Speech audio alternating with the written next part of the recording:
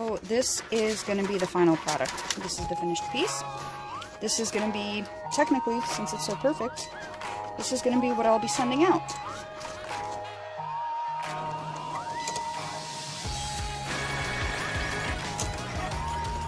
Still at 0%. This is going to take forever. But it's so cool to watch. This is going to be really intricate.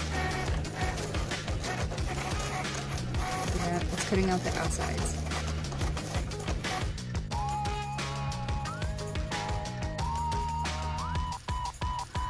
Hey there, little bro and sis, and all my other little brothers and sisters who just happened to stumble on this video. I just got married and had a whole bunch of footage on my phone of the process of how I made everything for my wedding. Mostly the videos started out as little tidbits to send to my friends, then they turned into something I can use to document my progress and look back and feel proud of myself. And then later, I realized I had enough to make a full-length tutorial video, so I focused all of my recording on that. With that in mind, please don't take offense that I don't have footage of something, as I didn't think to make a tutorial video throughout the entirety of my filming. And the quality might not be stellar, as I'm simply just using my phone or webcam to record for the majority of the time. Maybe I'll use my professional camera for tutorials in the future. But as for any videos I put out related to my wedding DIYs, just know that the video tutorials came mostly as an afterthought. Sorry. With that said, I hope you still enjoy, and let's get right into it. I removed it without ripping anything. This little guy I can use for something, but yeah.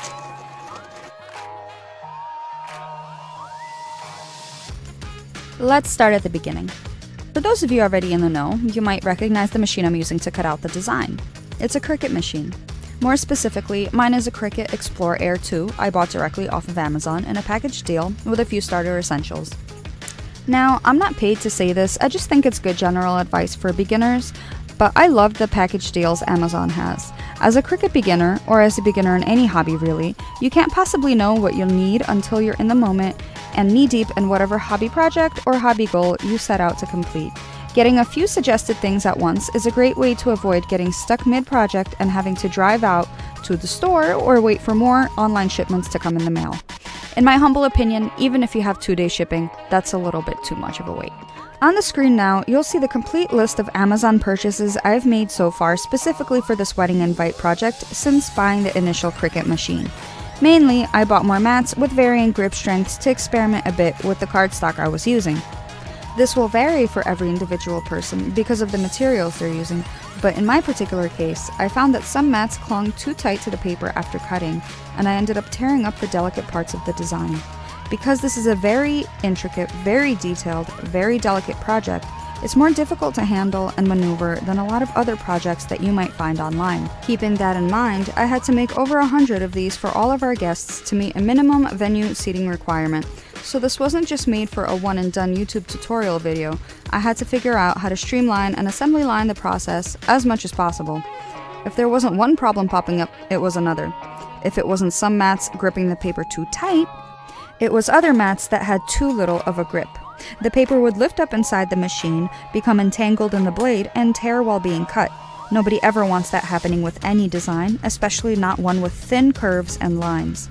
The more cuts the machine has to make, the more possibility there is of a mess-up happening. So again, I can't stress this enough. Extra levels of great care have to be taken when working on the designs.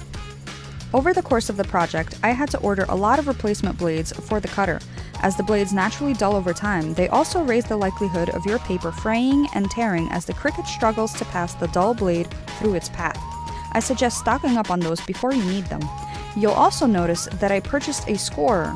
I ultimately regretted it, as the lines always came out slightly off and the bone tool I already had from a previous set did the folding job just fine. It's beautiful. Now that I discussed the materials I purchased to some extent, I'd like to discuss how I made the detailed design I mentioned more than just a few times.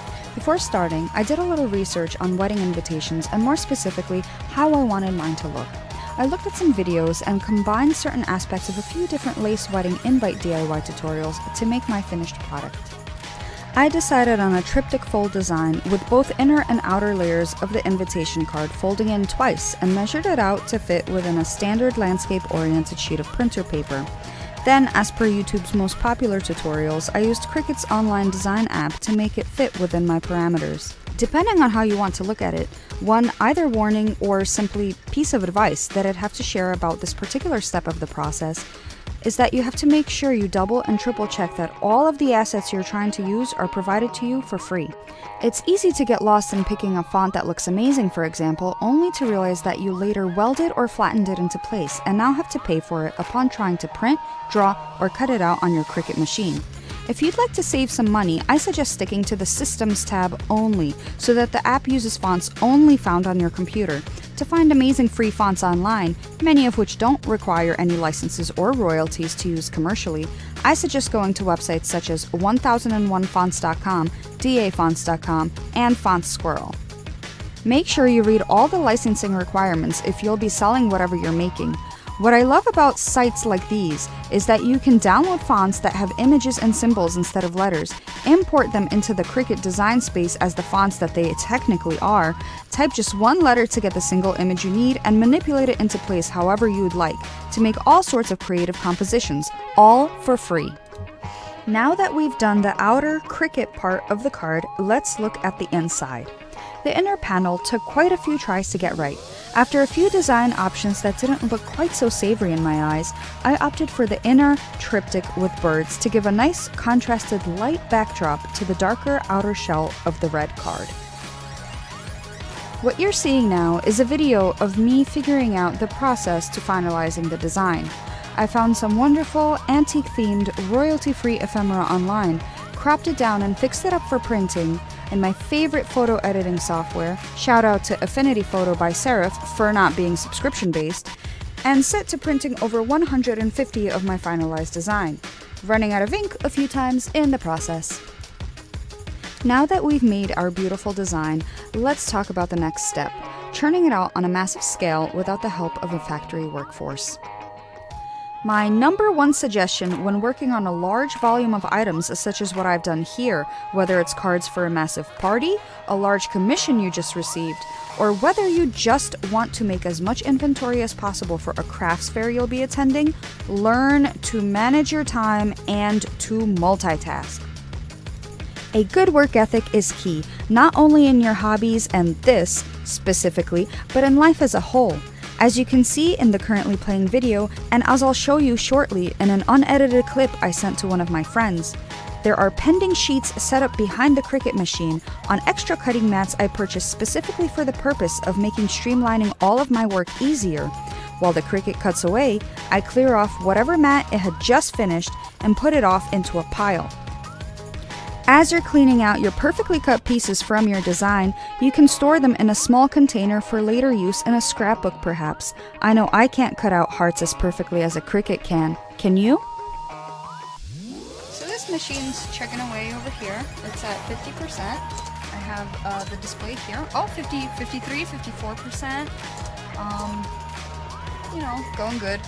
This is the pile that I still have to work on. I have to remove all of the little pieces in there because it's a decently, you know, detailed design. And then I have my little kitty keeping me company over here. The real pet is somewhere, I don't know where. Everything that comes off of here, excuse the residue. It still seems to work fine even with the residue on it, but I wish it was cleaner. I have to take everything off here. I like to save it because even though this is a very detailed design, the pieces that come off are reusable, so I can probably like glue this somewhere. And it's cardstock, it's really durable sticker, so even if I do like accidentally like split it in half or whatever, I get 2 hearts instead of 1, which is really nice. I have one pending back there. Yeah, keeping myself busy. It's taking a while. So you definitely need a lot of patience, especially if you're making a lot of invitations for a whole bunch of guests. I tried to pair them up so it's like, you know, like John Doe with a +1 instead of John Doe plus John Doe bride get 2 separate invitations. you know, it's nice. And if they have a family, each kid is not getting an invitation. The parents are getting an invitation, plus one, plus one, plus one, plus one, with each kid's name, because I know each kid's name. By doing a little bit at a time each day, you can gauge how many you can realistically get done before your big event and plan your completion goals accordingly. Once you do it a few times, working fast becomes habitual and more automated, and you'll be able to complete a lot without even thinking about it. Just remember to avoid burning yourself out. Leave time for fun. And if you can get some helping hands, the more the merrier. The last piece to the puzzle is gluing everything together. Carefully. You don't want overspilling, but you also don't want any sections coming apart. I used regular Elmer's multi-purpose glue and immediately blotted all spillage with a paper towel to avoid blotches on the final product. What you're seeing right now is the sped up version of the entire process of one of my invitations from start to finish. Even though it's an early test piece and not the final design, it still shows the process fairly well.